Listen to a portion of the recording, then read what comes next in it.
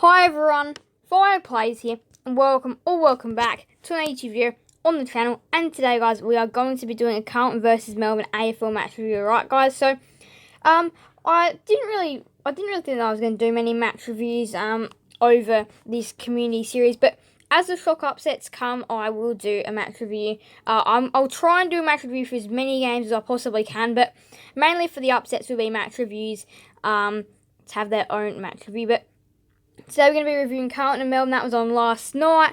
If you didn't know, we're going to be running you through some stats, major ball winners, and all that provided on the AFL app. Alright, guys, so we're going to be talking about the score, and there is another thing that I want to touch on, which will be quite obvious when I come to that. So, obviously, last night, this looks pretty close on paper, but in the end, it was Carlton getting the win by 5 points, and it looks pretty close on paper by 5 points, but it was a lot more than 5 points for the Blues last night. They led pretty much the entirety of the game. Melbourne, they came back in the second half. They scored 30 half time, and then they really came back. They put on the Jets. They came back almost to steal it, and if they had stolen it, that would have made D's fans very happy and Carlton fans very sad. Now, obviously, last quarter for the Blues was again not their best. Something that you do need to fix up. I'm pretty sure they went from 81 to 98, so it's not a big jump. I think it was about 18, 17 points in the last term. So that's something that you do need a minor fix up there. But overall, from that was a very good performance. Now, obviously, Melbourne. Now, I'm going to touch on this thing now. Melbourne gave Carlton many 50-metre penalties for the umpire abuse. So, I'm not going to go into it too much. Go watch the video linked in the description about my video on umpire abuse, as I will be just putting out a small video just going over that and what I think about the umpire abuse. So, pretty much that's what we're going to be doing. It might not be out yet, but I will definitely guarantee you it's coming out very soon. Now, this game had Carlton actually, their midfield really clicked. Now, they are probably going to be in this rhythm this year where their midfield will either click or it won't click, which will lead to either winning or losing. So, pretty much what I saw last night, and there was no Walsh. So, don't forget Walsh is going to be added back into this lineup. So will Charlie Curnow. So, they were missing a couple of players. Doherty was another absent player yesterday as well. So, obviously, they've still got some guns to return. And this year could be the year. After last night's performance, I think this year could potentially be the year where Carlton sneak into the 8. Now, this is something that I'm not going to go ahead and make a promise. I think they have a small chance. Now, obviously, Richmond in round 1 is probably a challenge. How they go in that game will probably set them up for the rest of their year. Now, for Melbourne, on the other hand, it was not like it was a disappointing performance either. They showed that they are still the best third quarter team in the league, and that they can, even if a team puts them under the pump, they can come back and win. And that's exactly what they showed last night. Now, they didn't quite win the game, but they had chances to win the game. Now, I'll tell you how. They gave Carlton 3 50-metre penalties in the first quarter and a bit. So that is penultimately what lost them the game. Now, also, they were...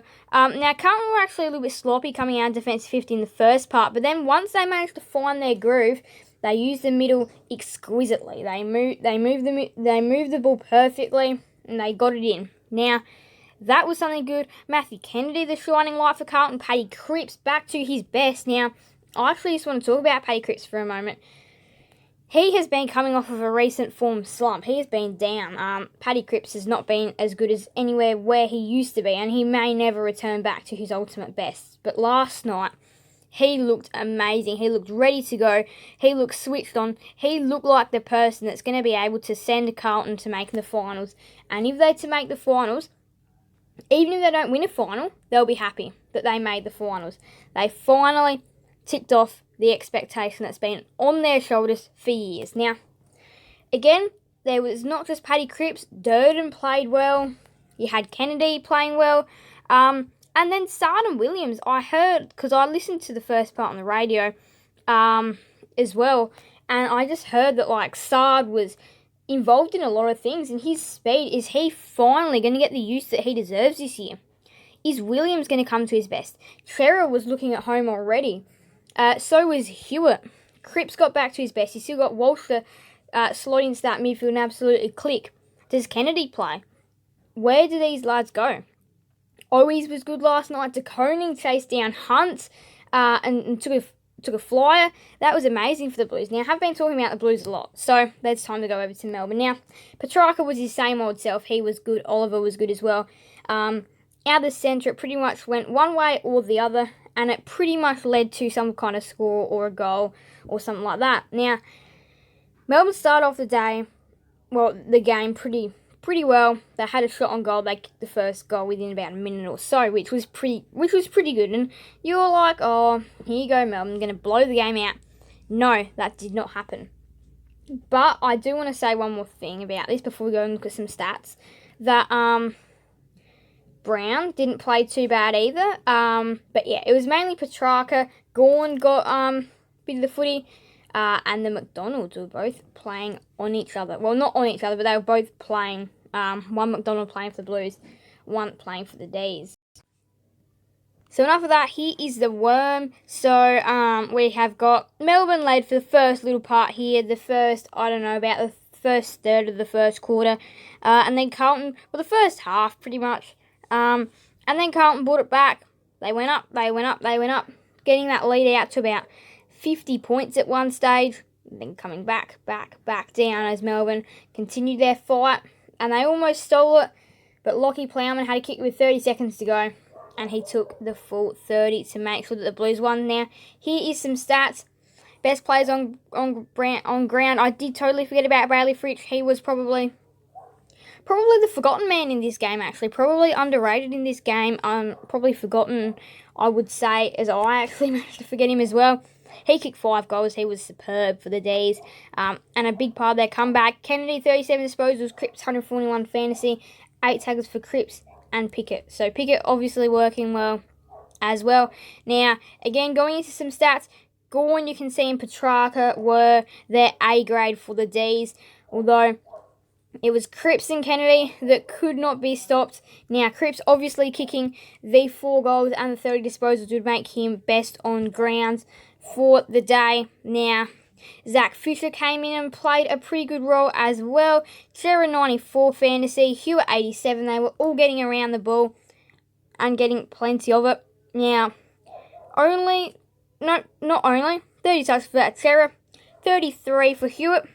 Sard got 25. He was right back up to his best. So, yeah, he was good. Sard was good.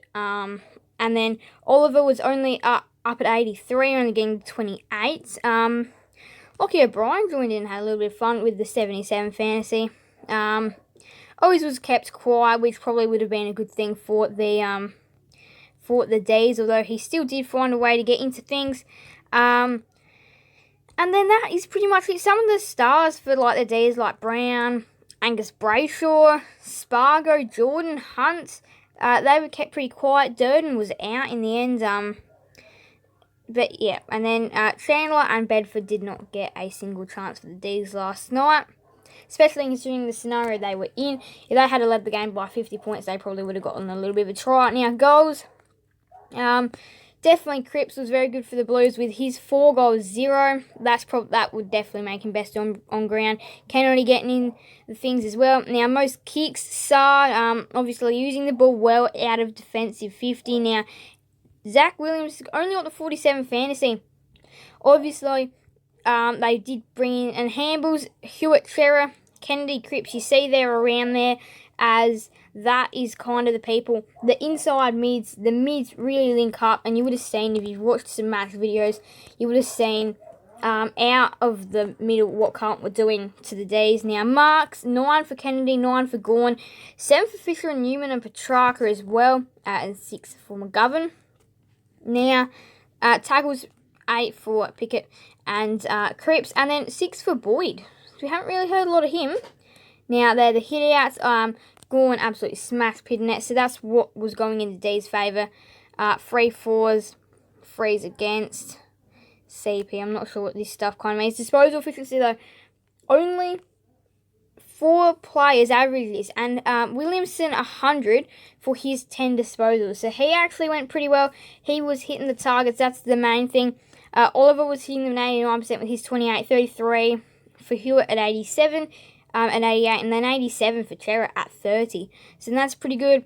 And then Cripps and Kennedy were still hitting their targets as well. Now, that is pretty much it for this video. I'm not going to go down on the umpire crackdown too much, though. So, yeah, the umpire abuse is coming. Just you wait and see. Now, I did say that's going to be a lot in the first month or so. But Carlton taking the game out by 5 points at Marvel Stadium. What a start to their year to be in the official practice match. So round 1, Carlton play the Tigers. Melbourne play the Bulldogs. This is going to be interesting. But you guys can comment down your thoughts on this game.